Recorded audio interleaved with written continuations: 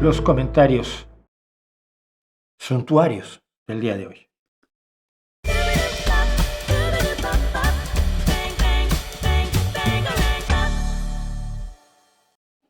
Bueno, también son comentarios suplementarios. Hasta que no nos acabemos todas las rimas no vamos a parar, pero algún día se le quedará un nombre a esto.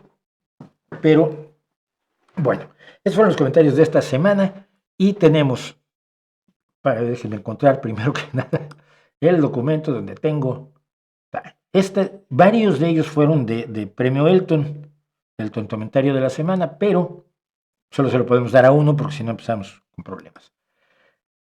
Gabriel Restrepo R1M dice: conozco la esclavitud, la veo en el mundo laboral actual. Y le contesto: no tienes idea de lo que es la esclavitud. Miren, somos muy dados a la hipérbole. Somos muy dados a decir que las cosas están tan mal hoy como lo estuvieron en el pasado, o peor incluso. Hay gente que me dice que la explotación laboral hoy en un país europeo es peor que la que había en la Europa de la Revolución Industrial o la Europa feudal, donde el señor feudal no solo era el dueño de la tierra, sino era dueño tuyo. Los siervos feudales no podían hacer su maletita y decir: me cambio de señor feudal. Tú eras propiedad del señor feudal. Por eso se me hace muy raro. El capitalismo lo inventaron los burgueses en el siglo XVIII. No es cierto. En el medievo, todo el capital físico y humano, la tierra, su producto y los hombres y mujeres y niños que vivían en él, en esa tierra, junto con todos los animales, eran propiedad del señor feudal. Tratar de comparar eso con las malas condiciones laborales que ciertamente tienen algunas personas, como el caso de los trabajadores del Corte Inglés, y pedir que tengan una mejor condición laboral, es un problema. Sí, hay que apoyarlas y sí, su situación no es del todo ideal, pero no la puedes comparar con ser un siervo feudal, ni mucho menos la puedes comparar con la esclavitud. Hay esclavitud en la actualidad y los niños que son esclavos y las mujeres que son esclavas no tienen nada que ver con la situación de un trabajador libre hoy en ningún lugar del mundo. Entonces, estas exageraciones me ponen de muy mal humor. Alex Moon dice: creo que se refieren a otra cosa. Cuando se hizo el concurso de persecuciones, de que alguien dijo: es que los cristianos son los más perseguidos. No, ni de broma. Dice Alex Moon: creo que se refieren a otra cosa, se refieren al wokismo. O sea, desde el punto de vista de los cristianos conservadores, la gente de la derecha woke, de la cultura woke, cuestiona más las creencias cristianas que las creencias musulmanas, a pesar de que ha habido crecimiento de la población musulmana en los países occidentales, hablando desde un punto de vista cristiano conservador, que no es el mío. Yo le dije: ¿será que uno cuestiona más las creencias dominantes del entorno que las marginales? Por otro lado, el crecimiento de la población musulmana no es para nada relevante.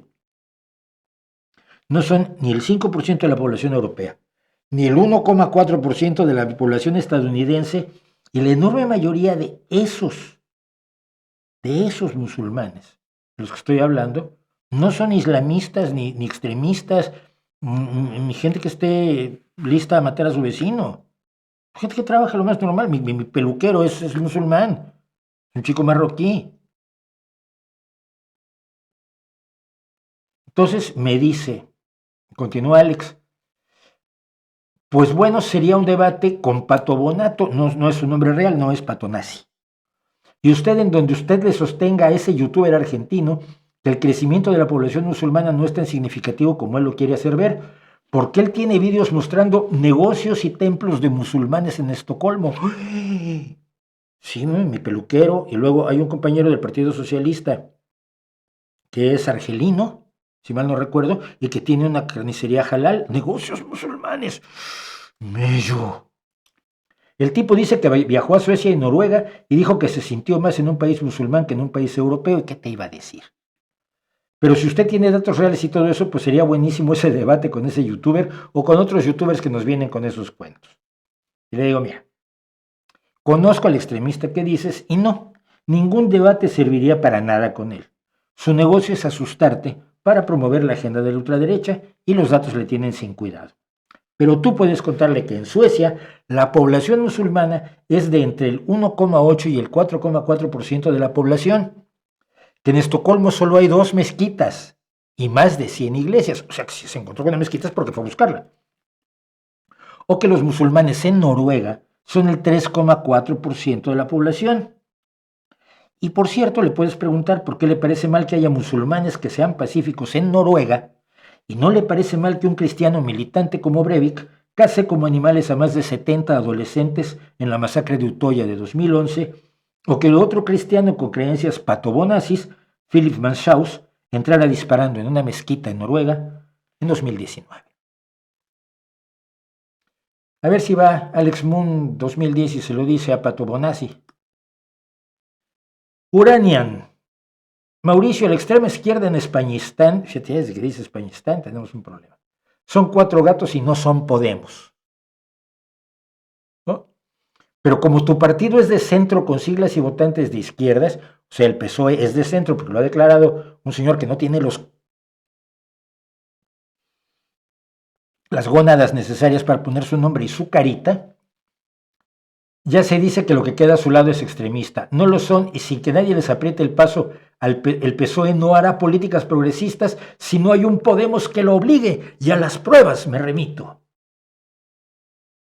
Y a ver, Podemos es extrema izquierda tanto como Vaquero o los patéticos del Partido Comunista del Pueblo Español porque comparten dogmas marxistas, te guste o no.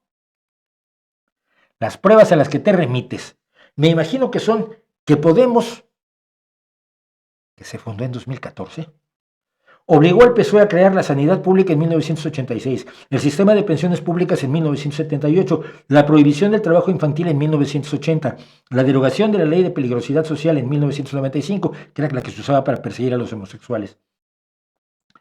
El matrimonio igualitario en 2005, la ley de dependencia en 2006, la ley de igualdad en 2007, la proposición de ley de memoria histórica y democrática de 2020 y un montón de cosas más que milagrosamente Podemos logró antes de su espuria fundación en 2014 y antes de ser parte del gobierno para sabotearlo intensamente desde 2020, como hoy mismo lo hacía la heredera del Mesías Pablo Iglesias, mintiendo sobre el Ministerio de Economía para hacerse la heroína de la reducción de la jornada laboral. Paréntesis, ayer Yolanda Díaz, lideresa de Sumar, heredera de Pablo Iglesias, porque le comió la tostada completamente, dijo que el Ministerio de Economía había impedido que se discutiera la reducción de la jornada laboral en España en el Consejo de Ministros, y acusó al ministro, y el ministro Cuerpo dijo, no es cierto, eso es tan importante que lo estamos trabajando y a la primera oportunidad que se pueda se va a discutir. Pero ella salió en los periódicos, y los periódicos de izquierda, como El Diario, igual que los periódicos de la ultraderecha, por supuesto que su titular era Yolanda Díaz acusa al PSOE, acusa al Ministerio de Economía, acusa al ministro Cuerpo de bloquear la reducción de la jornada laboral española. Con esa gente hay que vivir, fíjate. Y encima hay que sonreírles. Con esa afirmación sigue mi respuesta, perdón. Finalmente se hace obvio de que no tienes idea de cómo funciona un gobierno de coalición y piensas que el socio minoritario manda y el mayoritario obedece. Deberías informarte un poco de qué firmaron los partidos de coalición. Si no, preferirás glorificar al único partido del mundo sin militantes. Podemos no tiene militantes, tiene inscritos, no tiene militancia. Que finalmente eso creen que es la democracia, la voluntad de una familia real donde hoy, con el rey Pablo I en desgracia, la reina Irene I vendrá a ser ahora vuestra candidata a la presidencia, traicionando a quienes la votaron para ser su europarlamentaria. Les da igual. Y tus siguientes comentarios con cara y nombre. Y llegamos al premio Elton de esta semana, y mira que este estuvo en la final hasta el último momento.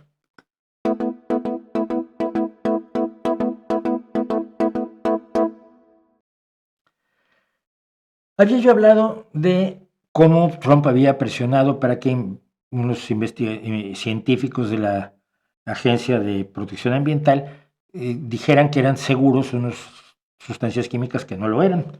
Y Jeremy Sfolling, otro que tiene nombre y cara sin tenerlos, dice, es la prueba definitiva de que los científicos siempre descubrirán lo que quiera descubrir el que pague el cheque. Mi respuesta. Me parece alucinante que concluyas tamaña estupidez cuando precisamente te estás enterando de esto por la honestidad de los científicos que se negaron a decir lo que ordenaba el que pagaba el cheque. No entiendo. Si eres tonto, malintencionado, despistado o todas las anteriores. Maestro, otra charlatanería que hay en México y sigue en estos tiempos. Hable del tema sobre, según hacerse una limpia espiritual con un huevo de gallina, como le dicen en México, el mal de ojo. ¿Y qué es el mal de ojo? Vamos a hacer algo al respecto, ¿eh?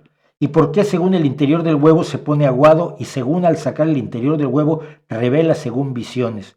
En mi opinión es una gran farsa que por desgracia sigue vigente. Y nos vamos a ir unos minutos tarde, lo advierto de una vez, porque...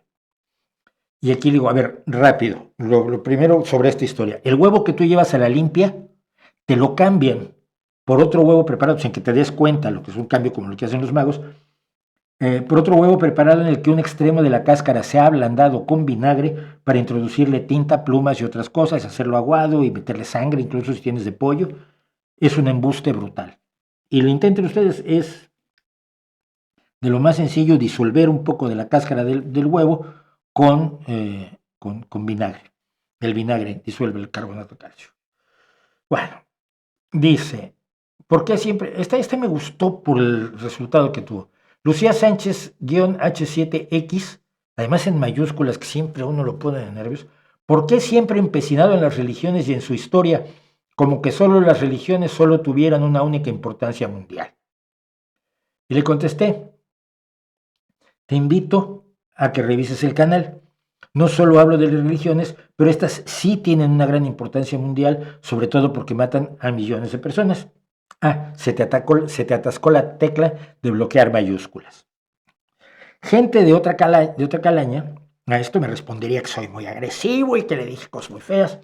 Lo que me responde Lucía Sánchez-H7X es, gracias por contestar mi mensaje. El comentario fue solo constructivo. Lo sigo y voy aprendiendo mucho de usted. Desde ya, gracias. Saludos desde Argentina. ¿Qué les digo? Luego el malo soy yo. Muchas gracias. Patricio Toroc. Excelente, pero la ciencia todavía no logra curar el cáncer. ¿O me equivoco? Esto era porque... ¿Cómo sabemos que sabemos o creemos? Dice, la ciencia todavía no logra curar el cáncer. ¿O me equivoco? Y mi respuesta es, el cáncer no existe. Es una categoría con más de 200 formas distintas y la ciencia puede curar ya muchísimas formas de cáncer, sobre todo si se detectan a tiempo. Seguro que tú conoces a gente superviviente de cáncer de mama, de testículos, de la sangre, leucemia, etc. Todos ellos hace 50 años no sobrevivían. ¿Ves cómo urge alfabetizarse científicamente? Y luego, Daniel Santillán 4000 dice, es todo muy confuso, pero la única explicación de que una religión contraria a los principios del judaísmo, no sé de dónde sacan que el cristianismo era contrario a los principios del judaísmo, no saben nada de judaísmo, tuviera tanto éxito en el mismo Israel, es que efectivamente Jesús se levantó de entre los muertos. Y le digo, o se robaron su cadáver y lo escondieron. Miguel Fernández, L6T. Mauricio, has dicho que Calvino era francés.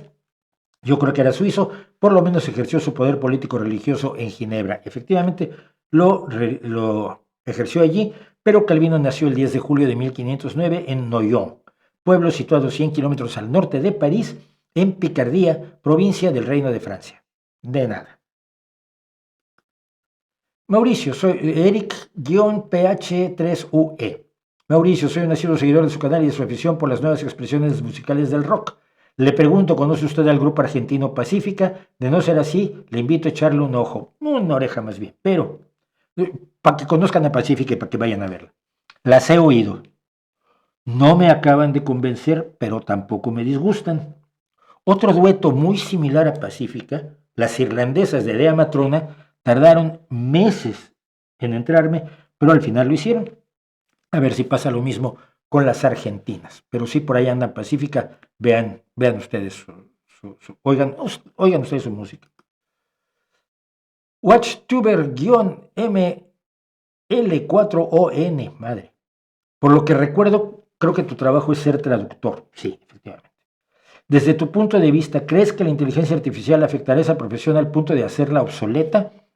¿O tienes muchas razones para creer que la IA no logrará hacer el trabajo completo de un traductor? Y esto es relevante. Hace mucho tiempo yo trabajo con algoritmos de traducción y con lo que hoy llaman inteligencia artificial. Aunque creo que es una herramienta que puede facilitar parte del trabajo y la uso, veo imposible que sustituya al traductor humano. El lenguaje humano no es matemáticamente preciso. Tiene una gran cantidad de matices donde es muy posible que incluso un traductor no muy experimentado se equivoque y más un programa que no tiene comprensión alguna de los sentimientos y detalles que tiene un humano cuando está escribiendo.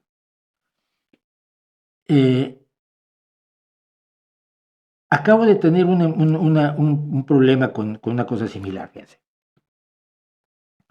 Un manual decía Reinforce Settings y nada más. Era una línea aislada en un mare magnum de cosas. Reinforce Settings. Se puede interpretar de dos maneras: reforzar los ajustes o ajustes del refuerzo. ¿Cuál es la correcta? Pues ni yo ni la inteligencia artificial lo vamos a saber, pero cuando yo veo el contexto me entero de cosas que la inteligencia artificial no se va a enterar porque no es inteligente, porque no maneja conceptos sino solo palabras.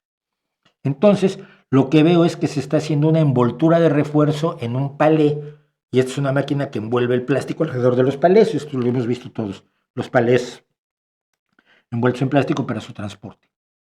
Entonces, es una envoltura de refuerzo. Entonces, a lo que nos estamos refiriendo es a los ajustes del refuerzo. ¿Cuánto plástico, si arriba, abajo, en medio, le va a poner la máquina al palé para que tenga el plástico necesario para que se pueda transportar la mercancía puesta en el palé? Y es un ejemplo light, porque hay ejemplos de párrafos de este tamaño que, como no sepas exactamente hasta de qué país es el texto original, puedes meter la pata de una manera espectacular y meter la pata causando daños, por ejemplo, cuando un operador maneja mal una máquina que tenga elementos que representen un peligro para los operarios. Entonces, no creo que nunca puedan hacer el trabajo de un traductor. Y esos fueron los comentarios poco agrarios del día de hoy.